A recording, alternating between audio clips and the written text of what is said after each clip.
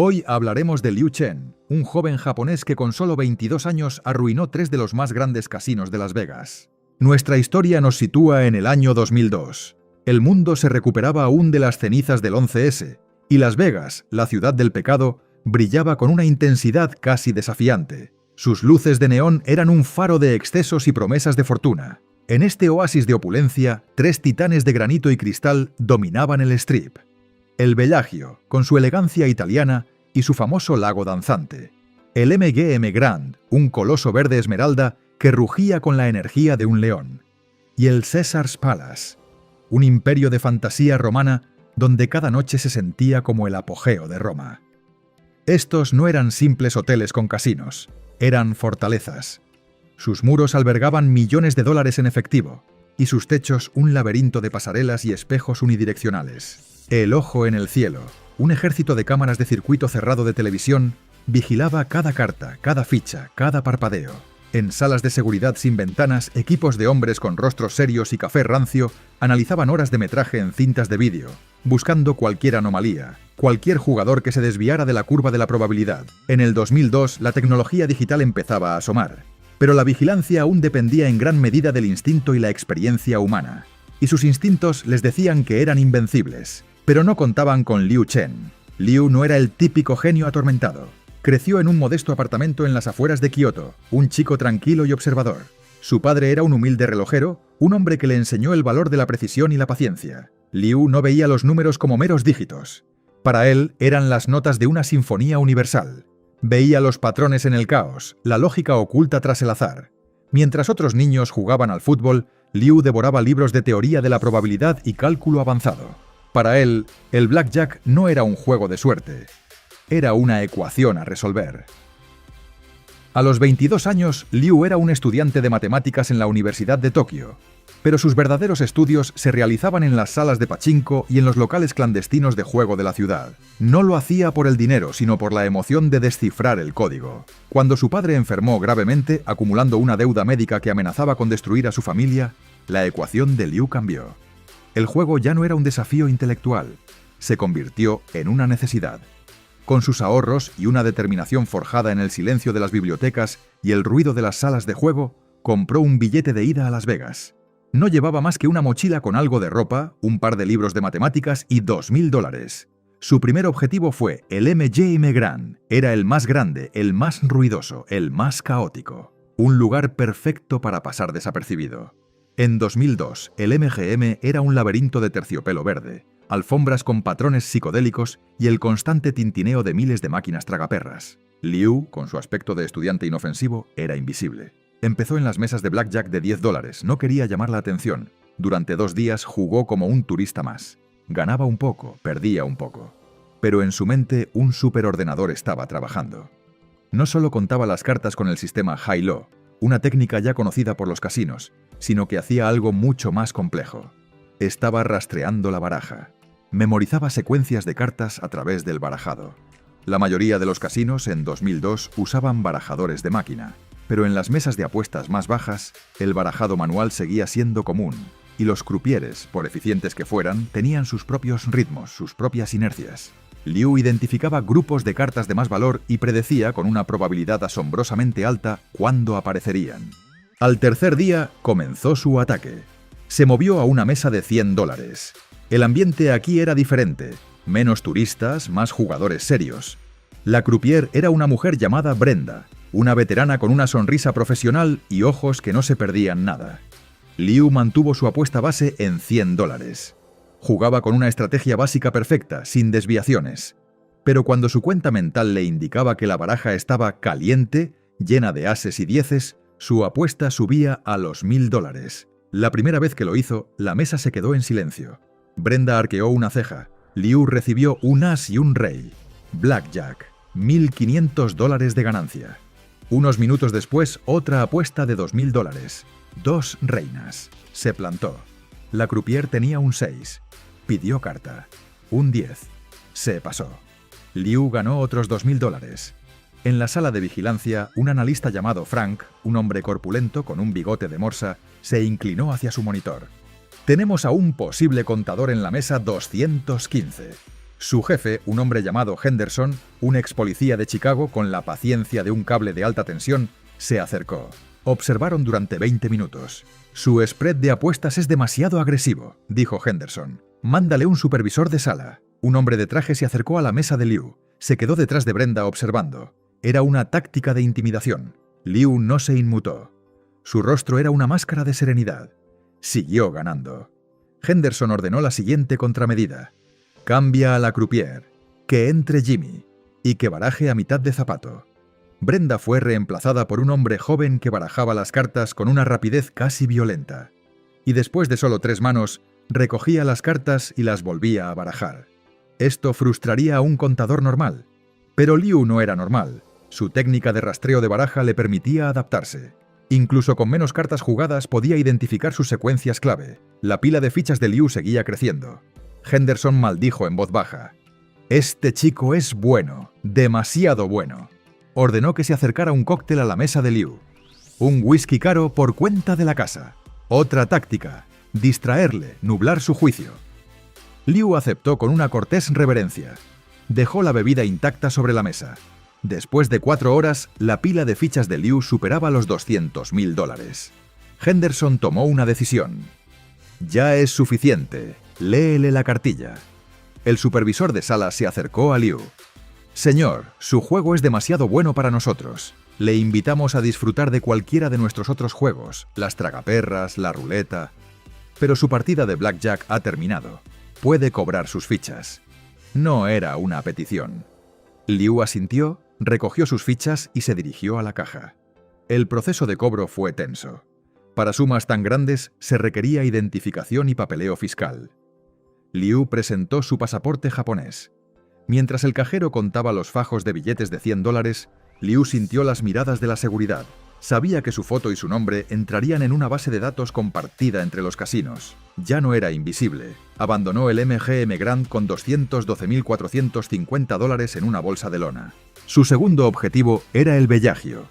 Si el MGM era un león rugiendo, el Bellagio era una pantera, elegante y mortal. En 2002, su interior era un despliegue de opulencia europea. Techos altos, arañas de cristal de Murano y el famoso conservatorio y jardín botánico, un paraíso floral en medio del desierto. Aquí, las apuestas eran más altas y la clientela más sofisticada. La seguridad era menos visible, pero mucho más intensa. Liu sabía que no podía usar la misma estrategia. Su rostro ya estaría en el sistema. Así que cambió su apariencia. Un traje caro, unas gafas de diseño y un peinado diferente. Pero su mayor disfraz fue su estilo de juego. Se dirigió a la sala de baccarat, el juego de los grandes apostadores. El baccarat es un juego de pura suerte. O eso es lo que la mayoría cree. Liu había estudiado una de las técnicas más esotéricas del juego de ventaja, la clasificación de bordes. Se dio cuenta de que el patrón en el reverso de las cartas de una marca concreta que usaba el Bellagio no era perfectamente simétrico. El borde largo de un lado de la carta tenía un patrón ligeramente diferente al del otro. La diferencia era de milímetros, invisible para el ojo no entrenado. Pasó un día entero en las mesas de baccarat, apostando poco, simplemente observando. Su objetivo era encontrar un croupier que, sin saberlo, girara las cartas de valor alto, 7, 8, 9... 180 grados antes de ponerlas en el zapato. Era una aguja en un pajar. Y la encontró. Un croupier mayor a punto de jubilarse, con un hábito casi imperceptible. Al día siguiente, Liu se sentó en su mesa. Pidió al supervisor de sala, como hacen muchos jugadores supersticiosos, que siguieran usando el mismo mazo de cartas sin cambiarlo. En el baccarat esto no es una petición extraña. Y entonces comenzó su actuación. Cuando el croupier repartía, Liu podía ver, por el borde asimétrico del reverso, si la primera carta de la banca o del jugador tenía una alta probabilidad de ser una carta de valor alto. Esta pequeña información inclinaba la ventaja del casino, de poco más del 1%, a más del 6% a su favor. Era una ventaja astronómica. Apostaba fuerte, $10.000, $20.000, $50.000 por mano. Y ganaba, una y otra vez. Los supervisores estaban desconcertados. El baccarat es un juego de azar. Nadie puede ganar de forma tan consistente. Revisaron las cintas de vigilancia. No veían nada. No contaba cartas. No se comunicaba con nadie. Solo se sentaba, observaba las cartas y apostaba. Su comportamiento era impecable. En la sala de vigilancia del Bellagio, la directora de seguridad, una mujer llamada Eleonor, observaba a Liu con una mezcla de frustración y admiración. «Está haciendo algo, pero no sé qué es», le dijo a su equipo. «Revisad cada fotograma, quiero saber hasta si parpadea fuera de ritmo». Después de 6 horas, Liu había acumulado más de $1.500.000. El casino estaba sangrando y no sabían por qué. La tensión era palpable. Varios hombres de traje rodeaban la mesa. Liu sabía que su tiempo se estaba acabando. En una última mano apostó $300.000 a la banca. Ganó, se levantó con calma. «Señor Chen», dijo Eleonor, que había bajado a la sala. «Una noche impresionante. Nos gustaría invitarle a una suite de lujo y a una cena en nuestro restaurante Picasso por cuenta de la casa». Era una oferta amable con un trasfondo de acero. Querían retenerle, estudiarle, averiguar su secreto. «Es usted muy amable», respondió Liu con una leve inclinación. «Pero tengo un vuelo temprano. Quizás la próxima vez». El proceso de cobro fue aún más intenso que en el MGM. Se le entregó un cheque de caja por la mayor parte del importe. Mientras esperaba, fue invitado a una pequeña y lujosa oficina. Eleonor estaba allí. Le ofreció una bebida. «Nunca hemos visto una racha como la suya en el baccarat, señor Chen. Es usted una leyenda o el hombre más afortunado del mundo». «La suerte es la intersección de la preparación y la oportunidad», respondió Liu, citando a Séneca. Salió del Bellagio con $1.800.000 y la certeza de que ya no era un jugador de ventaja, sino el enemigo público número 1 de Las Vegas. Su último objetivo era el más audaz de todos, el Caesars Palace. Si el MGM era fuerza bruta y el Bellagio elegancia, el Caesars era arrogancia. Un imperio de mármol y estatuas doradas. En 2002, el Caesars era conocido por su seguridad implacable y su política de tolerancia cero. Sabían que Liu vendría. Su nombre y su rostro estaban en alerta máxima en todos los casinos del Strip. Entrar por la puerta principal era imposible. Pero Liu no pensaba entrar por la puerta principal. Había usado parte de su dinero para contratar a un equipo. No criminales, sino especialistas. Un maquillador de Hollywood que lo transformó en un hombre de negocios texano de mediana edad, con una prótesis facial sutil y canas en el pelo. Un experto en tecnología que le proporcionó un diminuto auricular y un microláser del tamaño de un grano de arroz. Liu se centró en la ruleta, el último bastión del azar puro. Pero Liu había leído sobre una teoría, la predicción de sectores. Las ruletas, por muy bien calibradas que estuvieran, tenían imperfecciones. Pequeños desniveles, fallos en los trastes que separan los números. Y los crupieres, como los de Blackjack, tenían sus propias firmas.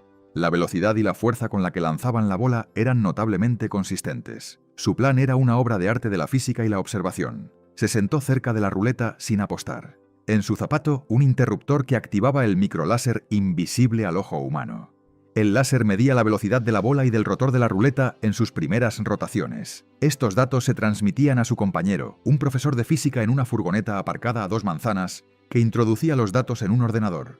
El ordenador calculaba el sector más probable en el que la bola aterrizaría, un grupo de 6 a 8 números. La predicción se enviaba al auricular de Liu. Todo en menos de 5 segundos. La tensión era insoportable. Era el año 2002. Esto era tecnología de ciencia ficción para un casino. Liu comenzó a apostar. No a números individuales, sino a sectores. Cubría grupos de números con apuestas de alto valor. Y empezó a acertar. No siempre, pero sí con la frecuencia suficiente para que sus ganancias se dispararan. La sala de seguridad del Caesars era un hervidero de actividad. «Está en la ruleta 4», gritó un vigilante. El jefe de seguridad, un exmarine llamado El Martillo, corrió hacia los monitores. «Nadie gana así en la ruleta. Nadie. Haced un zoom. Revisad si lleva algún dispositivo». Las cámaras de alta definición de la época no podían detectar el minúsculo auricular ni el láser en su zapato. Veían a un texano ruidoso y afortunado que celebraba cada victoria con un «Yee-haw». Era la tapadera perfecta, pero El Martillo era paranoico. Y la paranoia es una herramienta útil en su trabajo. «Cerrad esa mesa. Decid que la rueda está desequilibrada». Los supervisores se acercaron. «Señoras y señores, esta mesa está cerrada por mantenimiento». La gente protestó. Liu cogió sus fichas sin decir una palabra. Ya había ganado casi $2,5 millones. Sabía que el juego había terminado. Pero cuando se dirigía a la caja, El Martillo y 4 de sus hombres más grandes le cortaron el paso. «Señor, nos gustaría hacerle unas preguntas en nuestra oficina». Lo llevaron a una habitación sin ventanas en las entrañas del casino, la famosa trastienda. No hubo violencia física, pero la intimidación era sofocante. «Sabemos quién eres, Chen», dijo el martillo, dejando caer una foto de Liu sobre la mesa de metal. «Has hecho mucho ruido en nuestra ciudad». Liu permaneció en silencio. Sabía que no tenían pruebas. La clasificación de bordes era legal. El rastreo de baraja era una habilidad mental. Y el dispositivo de la ruleta ya no estaba. Se lo había pasado a una cómplice, una mujer que se hizo pasar por una turista entusiasmada y chocó con él accidentalmente mientras salía de la mesa. «Vaciad vuestros bolsillos», ordenó el martillo. Liu lo hizo. No encontraron nada. Estaban furiosos. Sin pruebas de un dispositivo de engaño, no podían hacer nada más que prohibirle la entrada de por vida. Le permitieron cobrar sus fichas, pero le dejaron un mensaje claro. «Si te volvemos a ver en cualquier casino de Las Vegas, no seremos tan educados».